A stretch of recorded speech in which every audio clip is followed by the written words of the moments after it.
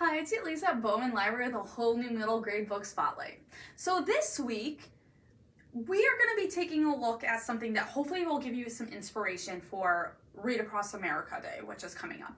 And I know sometimes Read Across America Day, I shouldn't say sometimes, a lot of times, it seems like it's not for people who aren't in kindergarten. That is not the case. Read Across America can be for anyone and everyone, and it should be. And to give you some inspiration, to give you some ideas, to get you ready to go, our theme for this week, we are taking a look at 6 of some of my favorite authors. I love these authors. These are authors that have my 3 a.m. reads, those books that you stay up late when you're not supposed to, and mom and dad or whoever tell you to put the lights out and you don't want to. Yeah, they've written those. Or every single time something comes out, I have to read it. It was so hard to get these narrowed down. Yeah, trust me, these people are amazing. So let's get started with one of my all-time favorite authors, plus with one of my all-time favorite books. We've talked about this book on here. It is amazing. We are starting with The Invention of Hugo Cabret by Brian Selznick. Brian Selznick is amazing. Not only is he an amazing author, but he is also an amazing illustrator. That's right. What I love about Hugo Cabret, look at this. Look at that. This is all done in pencil. Craziness. And not only are these illustrations amazing, they tell part of the story without words. And then, this book. I love this book. This movie, actually, one of the few books to movies that the movie was pretty awesome too. I will say that. Kind of got teary-eyed during the movie, not gonna lie. So, Invention of Hugo Cabret. 12-year-old Hugo is an orphan. He lives in a Paris train station in the 1930s. Ever since his father has died, Hugo has been obsessed with fixing things, especially this old automaton, which is kind of like an old school robot, for lack of a better way of describing it. And this automaton has the ability to write letters. It has a pen and it will start writing letters. Now, Hugo thinks if he can get this automaton working, it will write him a letter from his father that could save his life, if Hugo could change what's gone on. Needing parts though, Hugo starts to steal them from a toy store, but one night he is caught by the elderly owner and his young granddaughter. Seeing Hugo's talent, the man gives Hugo a job repairing toys at his store, and Hugo realizes that this isn't just any ordinary a toy store owner. This man is actually the famous filmmaker Georges Méliès.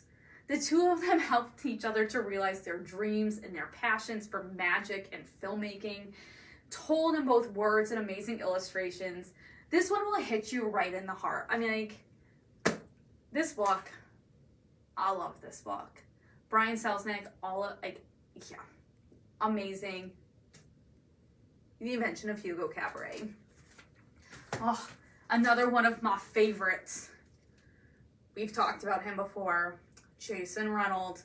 Can't have any favorite list without this man on it. Ghost. Oh, if you're looking for a sports story, if you're looking for the first book in a series, this is it. Now, Castle Ghost Crenshaw, he's a middle schooler just trying to survive. He lives with his mom. His dad is in prison for firing a gun at both Ghost and his mother while they were having an argument one night, and he has been literally running ever since. But when he is seen running one day, he is recruited by an elite middle school track team. He impresses the coach by being the fastest runner on the team, and his mother agrees for him to participate as long as he stays out of trouble. That's going to be easier said than done though, as Ghost is tired of everyone making fun of him, and he cannot get over the anger that he's holding inside at his father and what he has put them through. With the help of his coach, he starts to learn about himself, control his anger, and learns the value of teamwork and friends. This amazing sports story is so incredibly realistic. Everyone will find something that they're able to relate to.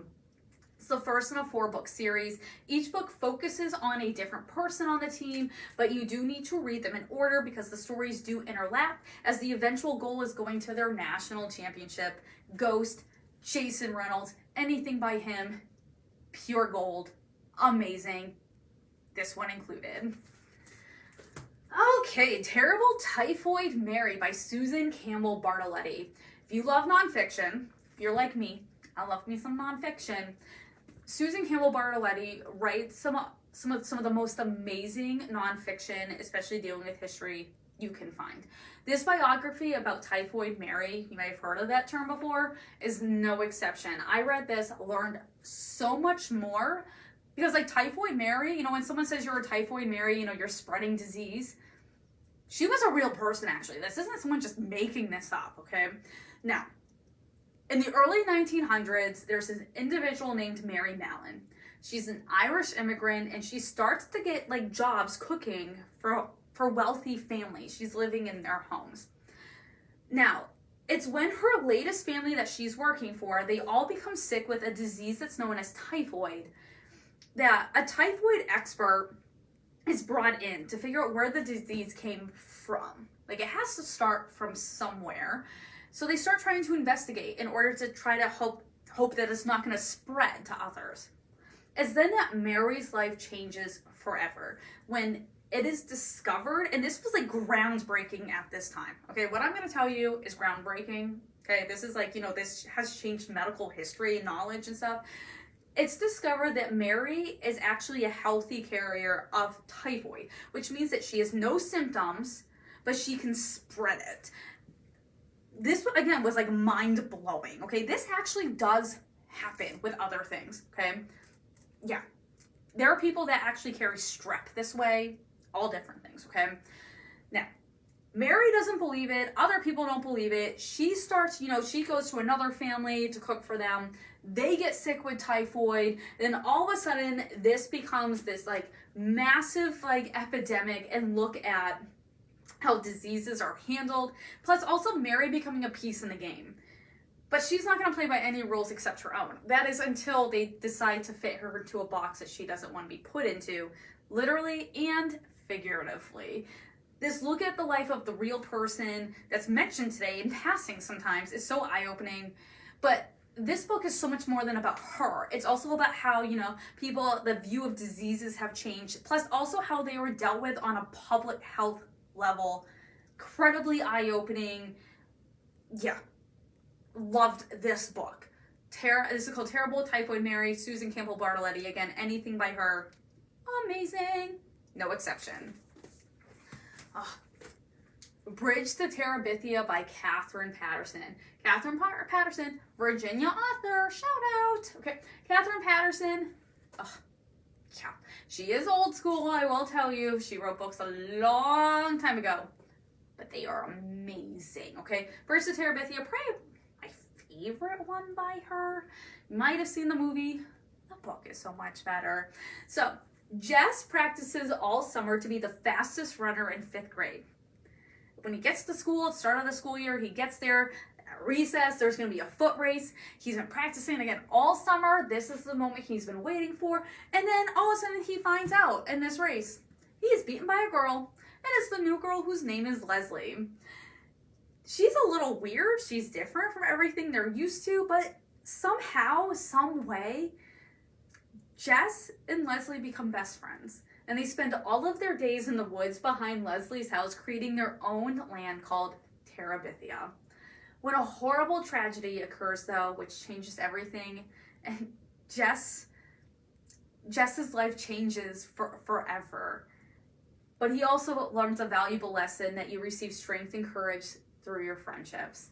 Love this story. Catherine Patterson is amazing. This story even takes place in Virginia. That's how dedicated she was. Catherine Patterson, Bridge to Terabithia. In the Shadow of the Fallen Towers by Dawn Brown. So, Dawn Brown, incredible graphic novelist. Here we are right here.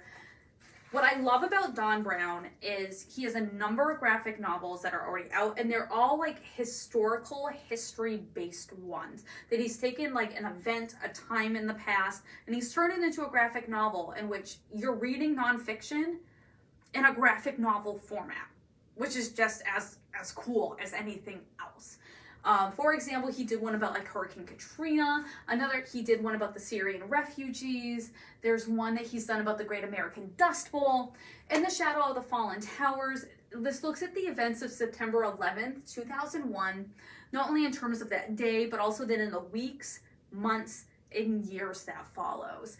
Now, he explores the events of the day through the eyes of first responders, survivors, volunteers, soldiers, and witnesses. You will get a sense and an understanding of not only what happened on 9/11, but you will also like feel the feelings and the emotions at the time and then later.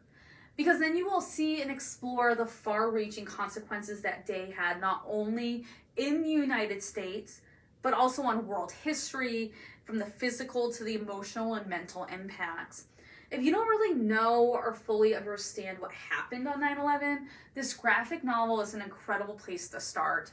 I recommend this one. I recommend pretty much anything by him, but this one is incredibly impactful and powerful. In the Shadow of the Fallen Towers.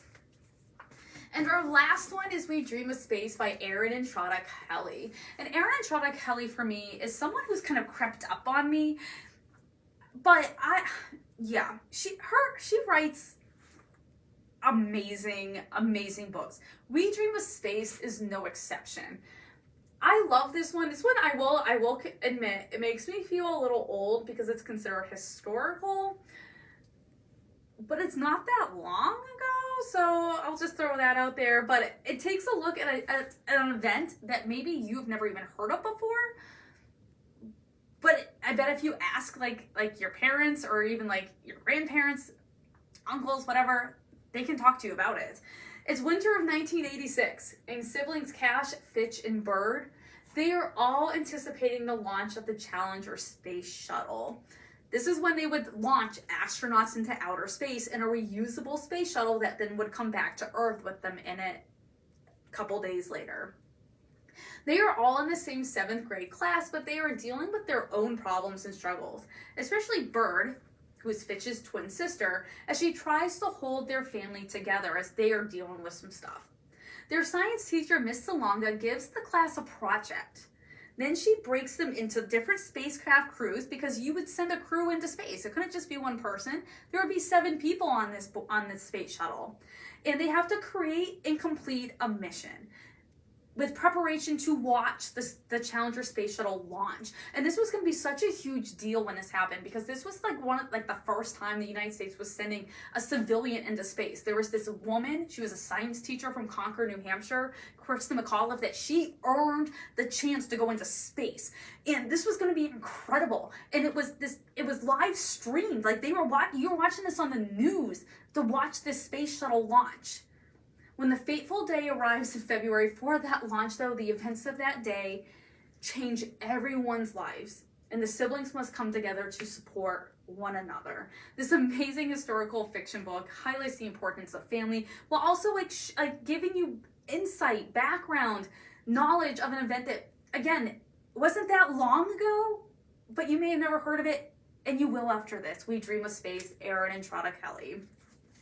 So these are 6 of the amazing authors we have here at the library, 6 of their amazing books. So I encourage you to come out, check out one of these, get your Read Across America going, or any other time. Or we're here to help you find maybe other books written by these authors. Maybe the one we talked about didn't exactly, wasn't one you wanted to read, but you want to know more about their other stuff. Come on out to the library. Can totally help you with that as well.